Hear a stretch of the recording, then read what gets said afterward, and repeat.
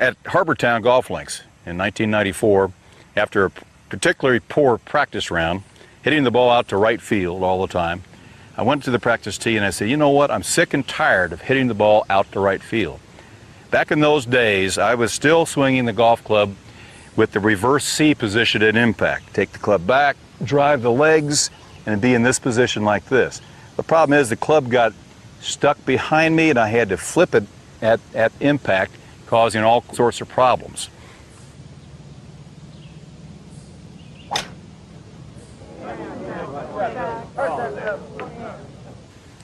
I thought about Corey Pavin at that time. And I said, you know, the way Corey Pavin makes his practice swing is he takes the club back and then he comes right over the top like this in his practice swing. He goes inside and like this. And I said, you know what, I'm tired of swinging the club where it comes in and it gets stuck like this at impact. I want to make that club go left. So how do I do that? Corey Pavin's practice swing came to mind.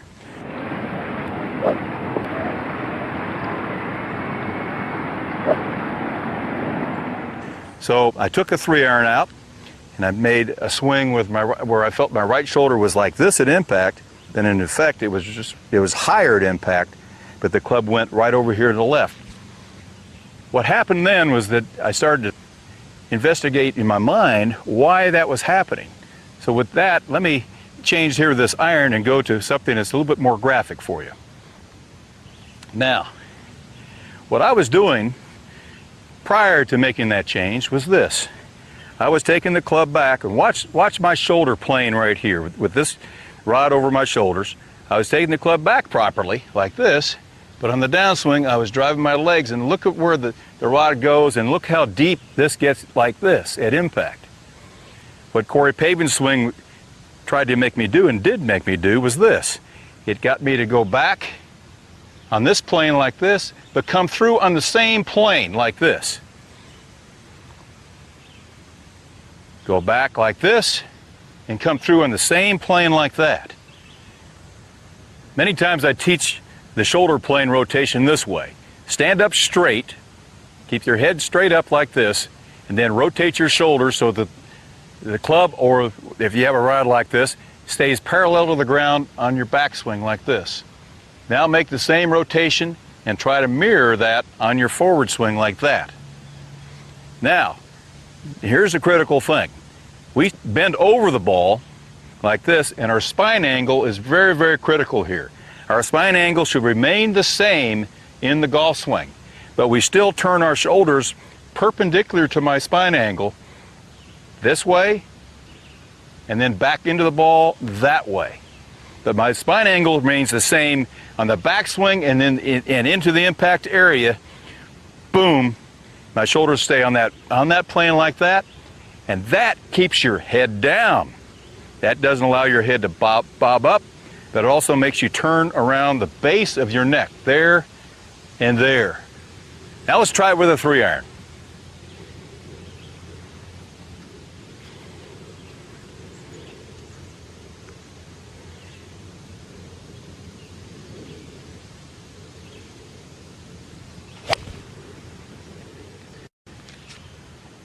And when I did that back in 1994, I'd never felt so much freedom in my golf swing ever in my life.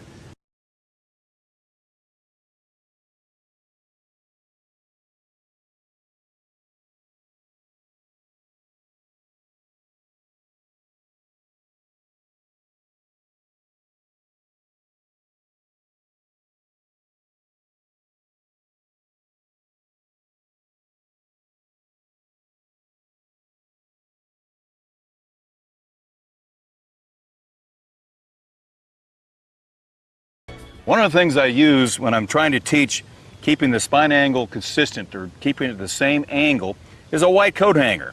Very simple. What you do, you bend it up, you make a little hole at the top of it there, stick it in the ground, then position it so that you're looking through the hole at the golf ball.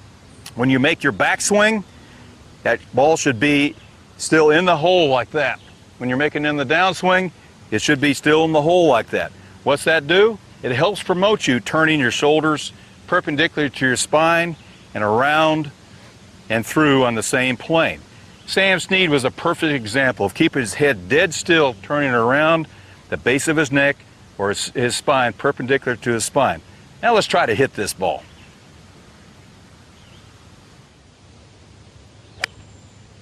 My good friend Jack Nicklaus once said, if you have the proper grip and the proper setup, you can be taught.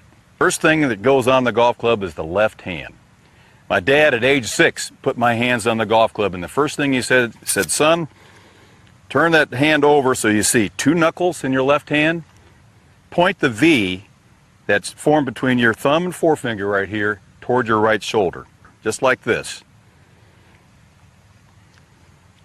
The left thumb goes down the right center of the shaft. My great friend and teacher, Stan Thirsk, does this with his new pupils. He takes the glove and he puts these 2 lines on the glove right here, and also the OB, which stands for out of bounds, which means that you want to place the club in your left hand right between those 2 lines right there and not where the OB is. The problem with people who have a grip where the club lays like this in the hand is that they can't grip onto the club tightly enough, so they over grip the golf club like this, causing too much tension in their arms and hands when they swing the golf club. With the club in this position right here, the left thumb goes down the top right of the shaft, the center right of the shaft. The right hand fits right over the top of the thumb right here. The pad of the thumb fits right over the thumb like this, and it goes into the 2 fingers right here of the right hand. Look at the right thumb. The right thumb doesn't go down the top or over here. It goes over to the left side of it. The V, as my dad said, should also be pointing to the right shoulder, but I do a little bit different. I put it just toward my chin, or just to the right of my chin this way. So basically your left thumb is on the right side of the shaft and your right thumb is on the left side of the shaft. Now the last thing I do with the grip, I want to teach people, is to split the forefinger from the middle finger a little bit on the right hand. That allows you to cradle the golf club a little bit easier without gripping on too tightly. In Hogan's 5 Fundamentals of Golf, he talks about the last 3 fingers of the left hand and the middle 2 fingers of the right hand. Those are the pressure points in your grip. I stress the same thing. The way I like to teach grip pressure is this. Simply take the club, put the club straight up in the air where it's lightest, and then let the club drop through your hands like this. Then put the club back in your hands, proper grip, then reduce your grip pressure until just before it drops, and then take the club and just take it to horizontal like this. You will feel an increase of grip pressure in your last 3 fingers of your left hand and the middle 2 fingers of the right hand just by doing that. That's as much grip pressure as you need holding onto the golf club. Now let's talk about the 3 types of grips that you normally see. The one grip that I started with was the overlapping grip. This is the grip that is called the Varden grip, with the little finger overlapping the forefinger and the middle finger of the left hand. The grip that Tiger Woods uses, and as well as Jack Nicklaus, is the interlocking grip, where you interlock those 2 fingers. And the last grip that you see a lot, and it's taught for mainly women because their hands are smaller and it allows for more power, is the full finger grip this way. Put all 4 fingers on the golf club. Now, some of the common mistakes people make with their grips are these, is that many people put the left thumb down the top of the shaft, straight down the top, and the right thumb down the top of the shaft like this. The problem with this is that it decreases the amount of hand speed you have in the golf swing. Watch what happens when I take this club back with an improper grip. I go back halfway like this and the club just sticks up in the air like this. You can't break the wrists. Now if I have it on there properly, with the left hand over, 2 knuckles, the right hand over like this, watch how much more wrist break you have in the backswing. Look how easy it goes up there and sets like this. The proper grip allows you to do that. Now, if you have the 2 thumbs down the top of the shaft like this, it also causes a slice. When you push the club out like this, look what happens to the club face. The club face opens up. Conversely, if you have the left hand on the golf club too strong in this position where you see too many knuckles, this is the power position. A lot of people come in there and they'll get the nice power position like that. What happens at impact is the club face closes. So the proper grip goes on like this. Left hand on the club, see two knuckles, left thumb down the right center of the shaft, and the V pointing to your right shoulder. The right hand goes on with the pad of the right thumb over the left thumb, the right thumb to the left of the shaft, the V just to the right of my chin. One last thing. I like to put just a little bit of a gap between the forefinger and the middle finger right here to cradle the golf club. When I play in pro-ams or with amateurs and I see this,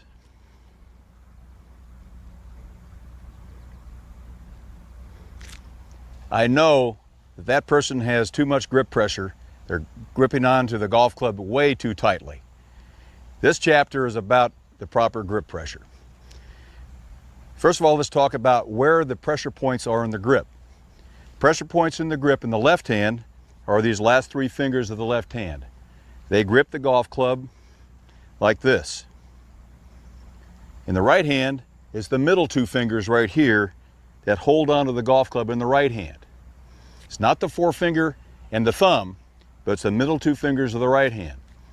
In fact, I've seen lots of players, from John Daly to Fred Couples, even Ben Hogan used to practice with these two fingers off the golf club like this, just to make sure that these three fingers and those two fingers are the pressure points in the grip. Now, instead of being like this, I want to see more of a waggle like this, a little bit slower and a little bit looser with the hands. When you grip the club, the last three fingers of the left hand are the tightest. The middle two fingers are on there a little bit less tight. These two fingers are not tight at all. My good old friend Stan Thurst said, keep the club in your fingers, meaning that the palm of the hand right here is not the place to put the club. It's in the fingers of the left hand there, in the fingers of the right hand there. That's how you grip the golf club. During the swing, you want to maintain that same amount of pressure in your last three fingers of the left hand and the middle two fingers of the right hand. You don't want to increase the pressure at all in the golf swing. It will increase naturally on the downswing with the centrifugal force, but it doesn't get really tight at any time in the golf swing, especially the right hand. You want that right hand, when it's in the hitting area like there, to be able to be flexible and just fire through there like that, compressing the ball and creating club head speed.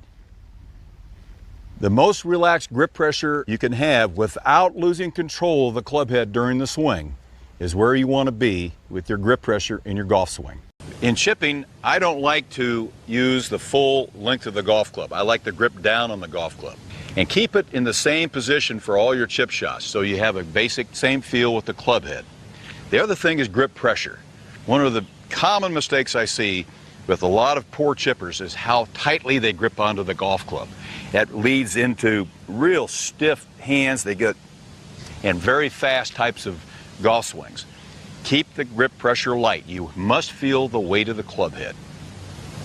All right, start with your body square to the line. All your knees, hips, shoulders, all square to the line. Then I want you to move your whole body open, which means you aim it left of the line like this. Then I want you to twist your hips and your shoulders back to square on the line like this. Now, make a few practice swings. Try to brush the grass. That will establish the bottom of your arc. Then place the ball just at the beginning of the bottom of the arc and hit it.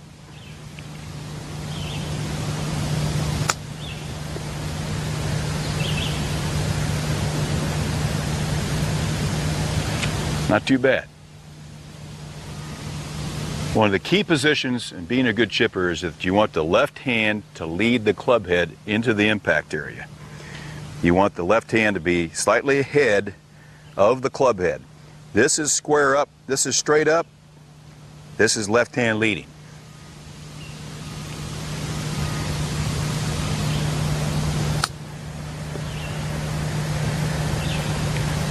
Remember, you want the left hand to lead the club head into the impact area. When I chip by feel, but I'm always looking at a particular spot on the green to where I want to chip the ball to. Land the ball there and let the ball roll. In this particular instance, you'll see a white spot. When I set up here, I try to land the ball on that spot and let the ball roll to the hole. Take the break, get it to the hole there. Now, my good friend Byron Nelson said one of the key things in making a good chip shot is you have to have a little bit of a lower leg action to make it work. You need to do that so that you can carry your left hand through the impact area. If you have straight legs and they don't move, what happens going through, your left hand breaks down like this and all sorts of bad things can happen. Remember what Byron Nelson said, you must have the legs active in the chip shot to carry the left hand through the impact area like this. To review the basic chip shot, you must grip down on the club consistently with each club you're chipping with. Number 2, light grip pressure. You want to feel the club head. You want to feel the club head. Number 3, start square to the aim line, which is that white dot there. Let's open our body, the whole body, knees, hips, shoulders. Let's close our hips and shoulders, keeping our feet right there. Weight on the left foot, right knee kind of kicked in just a little bit, and watch the lower body work.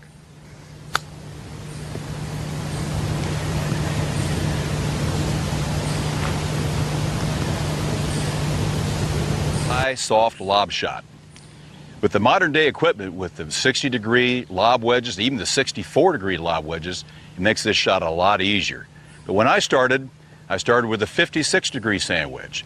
The 56-degree sand wedge wouldn't loft the ball up high enough for this particular shot to stop it on this downslope close enough to the hole. So my good friend Stan Thirsk, my mentor, taught me when at age 11, I'll never forget the day, he taught me how to hit a very high, soft shot. First of all, you open your body up to the target.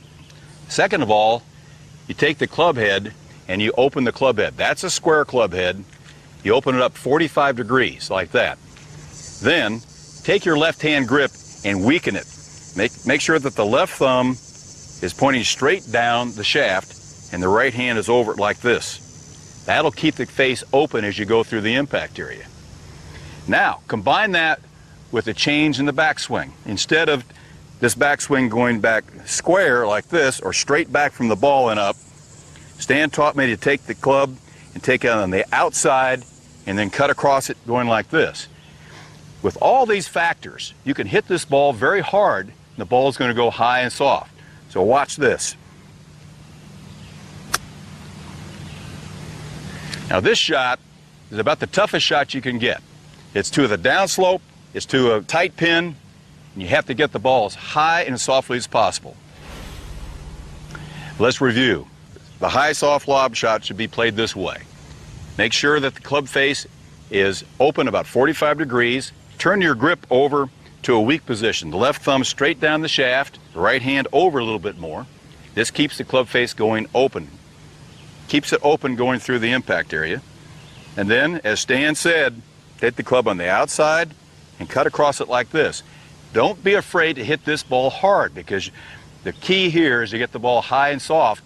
And with the club face in this position, you need to hit it very hard to get this ball up in the air. Watch this. Out and up. High and soft. Just trickles down there. Very acceptable for this difficult shot. You too can do this. Do what the great Ben Hogan did, and that is to maintain your wrist cock well into your downswing.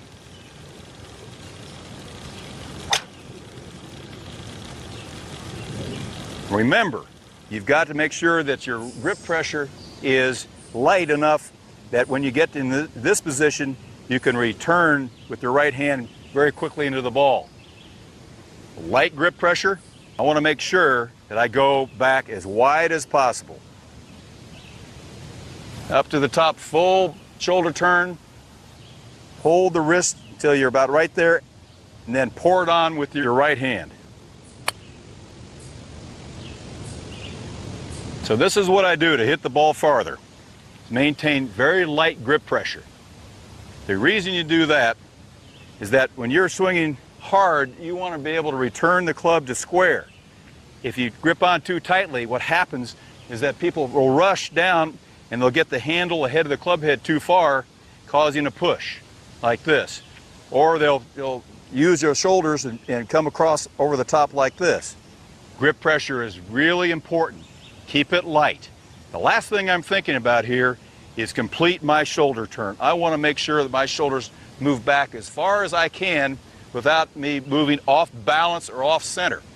So I really get back, I really feel this stretch right up in here like this.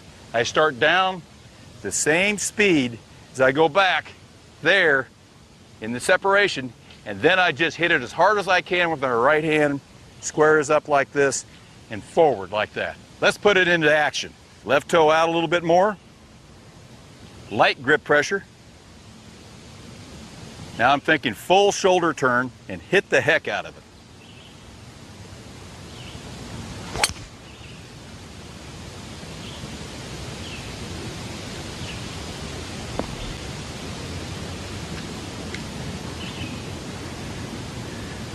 So this is what I do to hit the ball farther. I move my left toe out. That helps me clear my left side a little bit faster. Maintain very light grip pressure. Go back as wide as possible so that you can create more centrifugal force and club head speed into the ball. Complete my shoulder turn. I want to make sure that my shoulders move back as far as I can without me moving off balance or off center. And then I just hit it as hard as I can with my right hand. You have to have a consistent rhythm to be a great golfer. You look at different golfers, they have different rhythms. You look at myself, I have a fast rhythm. Nick Price, Patrick Harrington. Then you look at Ernie Els and Fred Couples. They have very slow rhythms.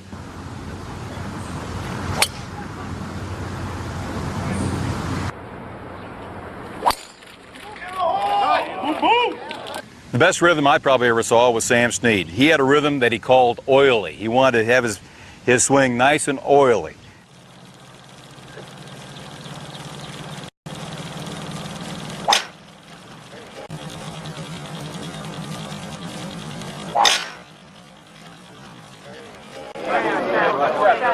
Remember, light grip pressure. Light grip pressure was the key. Sam he took that long waggle like that and turned his head. Nice, smooth rhythm. Usually a very good success. I have another idea, and I've learned this from a friend who sent me by letter a long time ago. He said, rhythm can be defined as thinking of the word Edelweiss in your golf swing. Now, Edelweiss sounds kind of goofy, but really, if you think about it, everybody has a certain rhythm to their golf swing. Now, if I'm taking a cut at the golf ball and I swing Edelweiss like that, that's my rhythm. Now, some people's Edelweiss may be faster or slower than my Edelweiss, but I like the term Edelweiss because it gives you a rhythm with which you can swing the golf club consistently. Edelweiss. Could be Edelweiss. It could be Edelweiss. Now sometimes Edelweiss doesn't work. Sometimes you have to go to extreme measures. Those measures have to do with the feel of the golf club. Sometimes we just simply lose the feel of the golf club. A lot of that has to do with grip pressure. We're gripping on too tight or we're walking too fast. One of the great stories that I share about Byron Nelson. Byron said when he got under pressure, he always walked too fast. And he said, Tom, do two things. Walk a little slower and breathe a little deeper. Now there's another thing you can do. When the heat's on, the club doesn't feel like there's anything in your hand, do this. Take the club, and instead of taking the club and swinging it with that end of it on, turn it over and swing the club with just the grip end. Now, if you're really in bad shape, you're going to go like that because it's so light that you can't control the impact area. Remember, coming back to the impact, go back, swing it nice and slow like this, 3 or 4 times. Then turn it over. Now the club head feels like it's a ton. Now, light grip pressure, take a couple of practice swings with it. Man, that feels like it's, now I can feel the club head.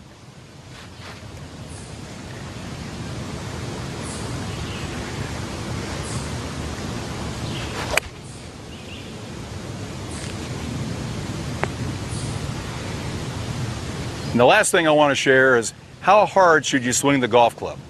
The key here is how hard you should swing the golf club and keep it in rhythm. Some players can feel like they can swing it close to 90 to 95% and keep it in rhythm. Other people, they lose their balance just a little bit, so they shouldn't go quite that hard. But as a general rule, I like to say swing about 90 to 95% when you feel like you're in good balance with your driver. And with your other clubs, maybe 85 and 90%.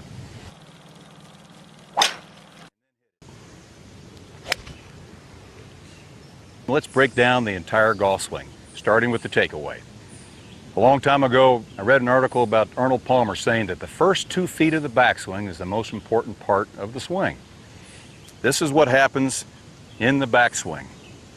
You start the club, left hand, left forearm, left shoulder, right hand is on for the ride. The left arm, the back of the left hand, take the club back for about the first 2 feet of the backswing like this. Notice that this arm, and the club doesn't move position. It just moves back. That's called swinging the club back. What happens a lot of times is people lever the club back immediately with their hands, meaning that their hands go like this away from the ball. They either go around, up, but what happens, it makes the club very heavy in the golf swing. By doing this the proper way, taking the club back for the first 2 feet without moving much of anything, now the club can go up and set properly with the hands. When you overuse the hands on the backswing, it can set early, it can unleash early. There are a lot of things that can go wrong. So let's review. Start of the takeaway, think of the back, the left hand, the last 3 fingers, the forearm, and the shoulder. They all move the club back in unison to about right there. Another key element in the proper takeaway is the hands in, club head out. What you're doing here is this. You're maintaining this angle that the club shaft and your left arm make at address. You maintain that angle going back into your backswing about that far. That's the proper way of doing it. You don't want to break that angle and make that angle get straight like this. A lot of people will lift their hands up and then try to rotate around, or they'll immediately turn off the ball like this. Look, you've lost your angle. You've lost this angle. You want to maintain that angle deep into your backswing like this so that your hands can hinge properly at the top. The proper takeaway is the hands in, the club head out. Now watch what happens in the backswing. It goes there, like this. When it gets up to the top, your wrists break right up, like this. And they're in a very, very perfect set position right here. The club is light. The left thumb is underneath the shaft. What happens when you rotate the club, where you get the club head in and the hands out, the club head starts here, here, here, here. Now the club gets laid off, points over here, and it gets heavy up here with the left thumb on the side of the shaft like that, causing all kinds of problems in your golf swing inconsistency. Another key ingredient to a proper takeaway is the tempo of your takeaway. You must find your own body rhythm. I have a very fast, or pretty fast, takeaway. I take it away about that fast. Fred Couples, on the other hand, takes it away nice and slow. Now let's see how this works.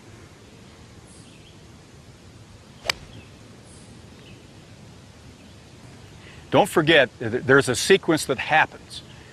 Your left arm, left hand, and left shoulder start the backswing, as we said before. The movement goes this way. The left arm, left shoulder, we goes this way like this, but watch what happens to the left knee. The left knee starts to collapse into the ball like this, and the right hip starts to turn out of the way backwards like this. The key element here is that it is a sequence, that your shoulders start your hip turn. Your shoulders start first, then your hips start. Your hips are pulled by your shoulders on your backswing. The things we've got to stay away from are the straightening of the right knee in the backswing or the flexing outside the right foot of the right knee. Now watch what happens in a bad backswing. This is the dreaded reverse pivot, where the right knee straightens and your weight goes forward like this. Or the person who wants to get behind the ball, they slide this way and the right knee gets off the ball this way like that. We don't want to do that. What we want to do is continue the sequence on the backswing, which is left arm, left shoulder, club head starts this way, the left knee collapses in toward the ball, the right hip goes back, we get the club up in a proper position like that. That's how we transition into the backswing to the top of it.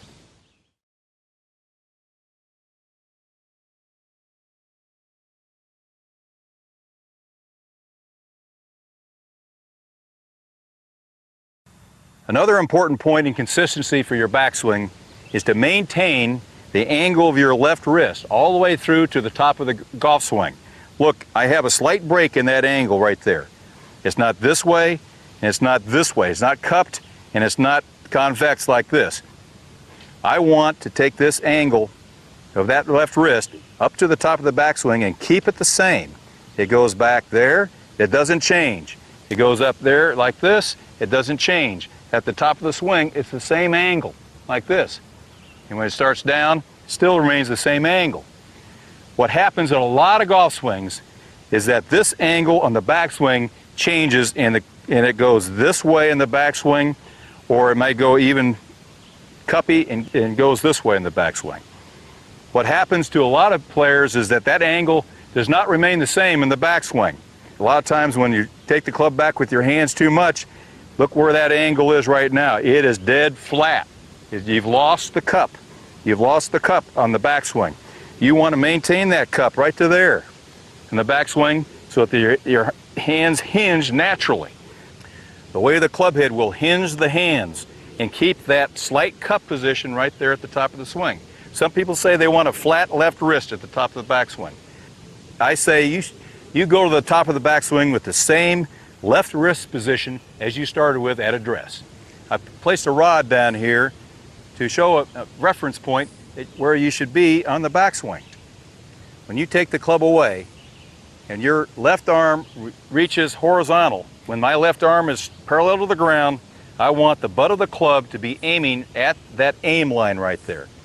And on the mirror finish, on the follow through, when my right arm is straight, I want that butt of the club to be also aiming right there at the aim line. That means I've made a complete release of the club head on a very concentric arc through the impact area. Remember at the beginning when I said you keep the weight in the balls of your feet? Well, one of the things in the backswing is your weight does not leave the balls of your feet. You transition around with your hips like this. You keep the weight centered along the balls of your feet like this in your backswing. It's centered there like this. You don't want your center of gravity to be moving back and forth like this. Number two, I remember one of the great tips I learned as a kid, and that is you want to turn your lower body in a barrel this way and then that way like this. You don't want to be sliding outside the walls of the barrel this way. You want to be turning in the barrel.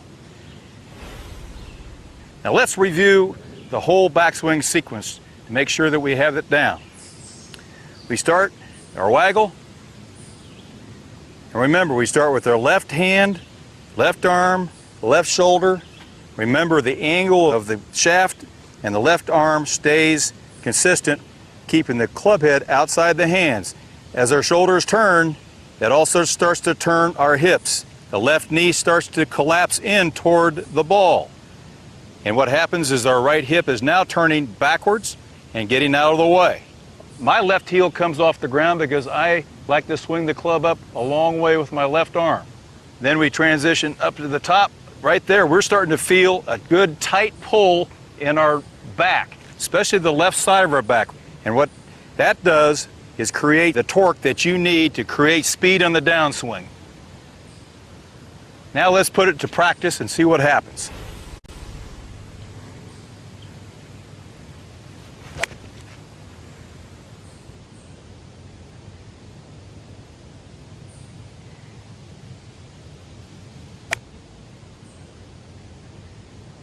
Let's talk about the transition, defined as the change from the backswing to the downswing. I'm often asked two questions. One, what stops the backswing? And the other is, what starts the downswing? Well, the answer is the same. I mean, it's very simple. This is what happens. We have talked about what happens at the top of the backswing, where the club goes back, your shoulders, the club goes back, and you're starting to feel a real tension in your back, in your left side of your back right here, all the way down to your hip. That's the coiling action that we're talking about. We want that coiling action to create some tension there, and what happens is that before the backswing ends, watch my left heel, it goes down like this. That is called separation.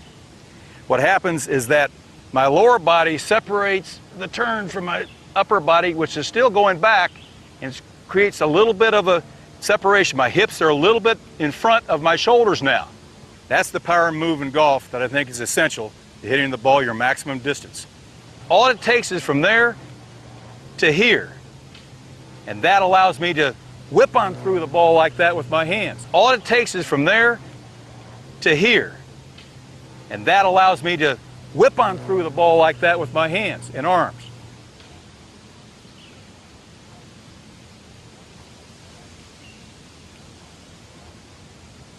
One of the keys to the proper transition is that your left shoulder, when it gets up to the top, does not straighten up this way, but it almost feels as if the left shoulder goes down like this, and then your arms come on through.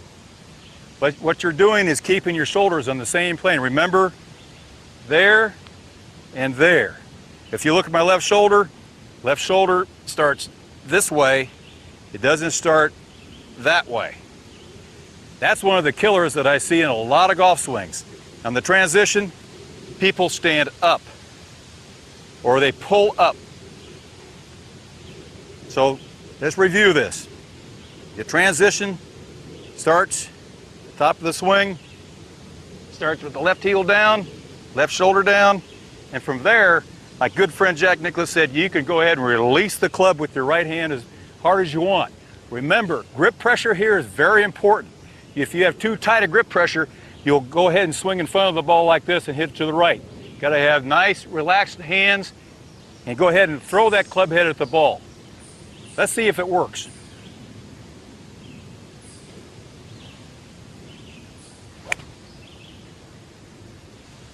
Another question I get many times is, what do I look at when I'm hitting the golf ball? Well, it's pretty simple. I look at the point where I'm making contact with this golf ball, which is directly on this side of the golf ball in the center of it. And I'm looking at the ball, I'm squaring the club head up with the center of that back of the ball. That's where I look at. I look at that point and that point only.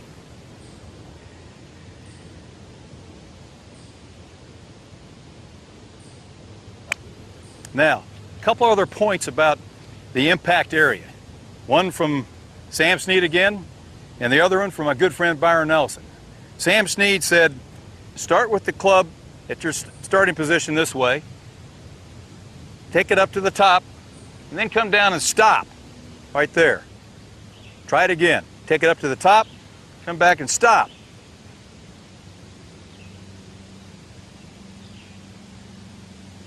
My good friend Byron Nelson also had a wonderful tip about the impact position.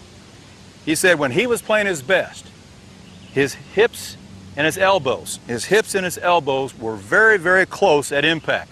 So when he took the club back and he went like this into the ball, his elbows and hips were close. They weren't out this way, they weren't out this way, that they were close to his body.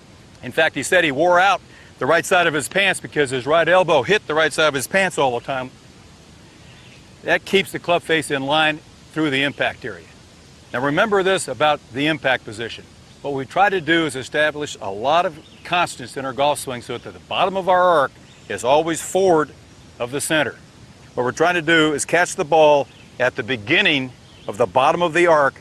The bottom of the arc is just ahead of the ball. Our goal is to consistently get the bottom of the arc at the same place on the ground every time we swing the golf club. We've talked about the impact position, but now let's talk about the follow through to the finish. Now there isn't any time really to think about this, but there are a couple things that you can do to effectively get in the right position on the follow through. One of the things is a tried and true tip that used to use a handkerchief and now we use a towel. Put that under your left armpit there, and what the whole idea is to hold it there throughout the entire swing. Now this has been used by Sam Snead, this has been used by Vijay Singh, but it's really one of those things that really helps keep you tied in this way. Keep that close to your chest, that's the main thing. Another good tip comes from my mentor Stan Thirsk. With beginners in particular, he gets the club in their hands and he makes them do just half swings. Back where the left arm is the parallel and the right arm is parallel like this. What really helps in the follow through is just to swing it back to parallel like this with your left arm with the club pointing up in the air. Remember on that aim line there, and just swing it back again with the right arm straight and the club pointing to the aim line. But he makes the pupils go back and forth, back and forth, back and forth like this. It promotes the proper release going through. It keeps this part of the arm close to your chest as you're hitting it. Hips and elbows close together at impact. Like Byron Nelson said,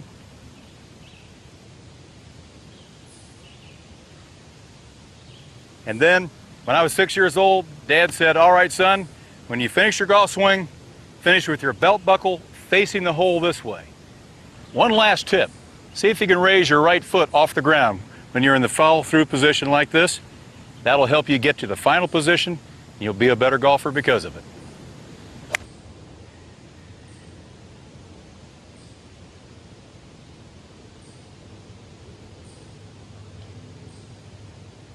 I had some pretty good success with the hybrid in the 2009 British Open. I only hit it 25 times during the entire tournament. That's a lot to be using one club.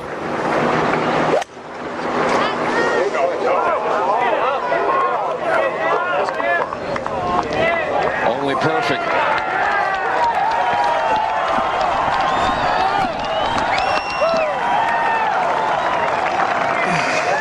I used this particular hybrid right here, which is an 18-degree hybrid, and that's the same loft as a 2-iron.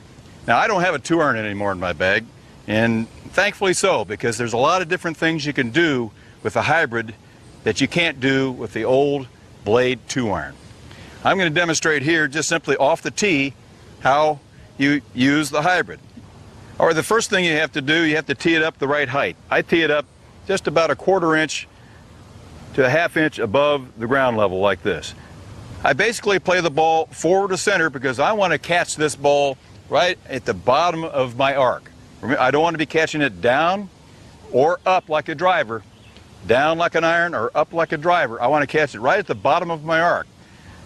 I've established the bottom of my arc is just inside a left heel right here, and that's where I try to position the ball, and that's where I want to hit the ball on the downswing. The reason I use the hybrid off the tee is very simple. There's a lot more margin for error than hitting a long iron off the tee. The sweet spot on the hybrid is larger and more forgiving. So why not use a club that gets you in less trouble, gets you out to your maximum distance easier than a long iron?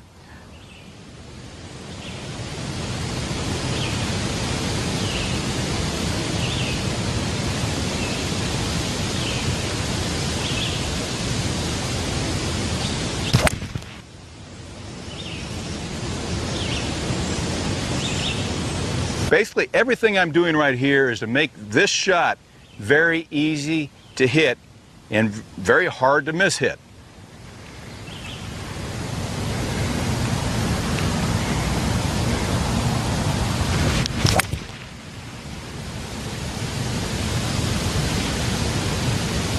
Now, say we're in the fairway. I don't do much different off the fairway than I do off the tee, with the exception I play the ball back probably about a ½ inch because I want to make sure I hit the balls just slightly on the downswing when the ball is sitting on the ground. So I move the ball back in my stance slightly. And again, I make the same swing as I did off the tee, but just move the ball back slightly.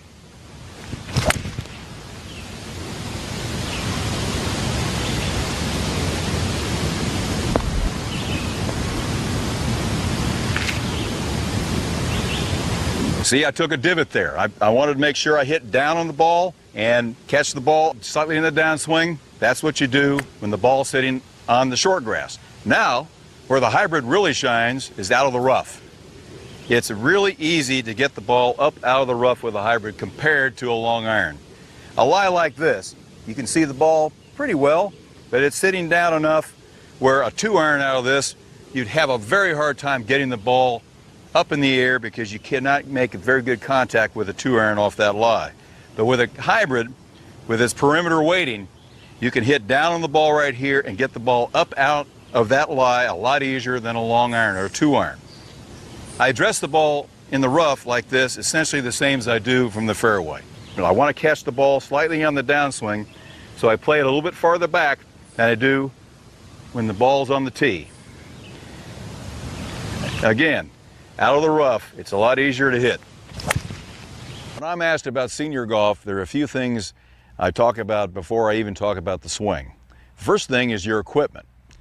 This is your friend. A hybrid is your friend. All the way from 4, 5, 6, 7, 8 hybrid. Get something which has a big sole to it like this, so that if you hit a little bit behind it, it's going to carry it into the ball and you're going to get the elevation you need. The problem with senior golf, we don't get the ball elevated enough, and obviously we don't hit it very far, but elevation is the most important thing. The second thing is the golf ball. Don't play a pro ball, something, don't do that. Play with as hard a golf ball as you possibly can. You can't compress it anyway, so make sure that that hard ball will just jump off that club face and go farther distance. I talk to seniors about their grip and their setup. Mainly, the grip has to be light. It has to be light because you want to get your hands active in the golf swing. You can't turn your body very much, but you have to keep your hands as active as possible to hit the ball. You're going to, 80% of your speed comes from your arms and hands. And in senior golf, it's about 100% because your body really doesn't help you too much. You can't get your body to do that. So the thing I like to do, light grip pressure, and in your stance, narrow your stance up and pull the right foot back a little bit like this. That helps you get a little bit of turn, a little bit more turn with your restrictive turn as it is, away from the ball like this. And so you can get just a little bit behind it with your left shoulder. You can't get way behind with your left shoulder, but you can get it, the key is to get it as far back as you possibly can. With light grip pressure, then you just come in there and hit it. And this is kind of what it looks like. It kind of goes